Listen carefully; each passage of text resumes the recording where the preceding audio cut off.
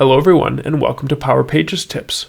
My name is Nicholas Hayduk and this is tip number 348, Power Platform Tools Extension for VS Code. VS Code is a powerful, integrated development environment created by Microsoft. It has both a desktop version and a browser-based version.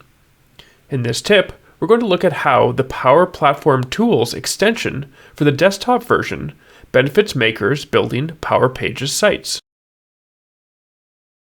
Before we dive into the details, don't forget to subscribe to the Engineered Code YouTube channel for our weekly tips, monthly community calls, and lots of other Power Pages and Power Platform content. The Power Platform Tools extension for VS Code is indispensable for advanced Power Pages developers. In addition to making the PackCLI available in your terminal, it enhances the VS Code UI with many options that save you from having to remember all of the various PackCLI commands. Simply install it from the Visual Studio Marketplace. Once installed, make sure to set up your authentication profile and connect to an environment.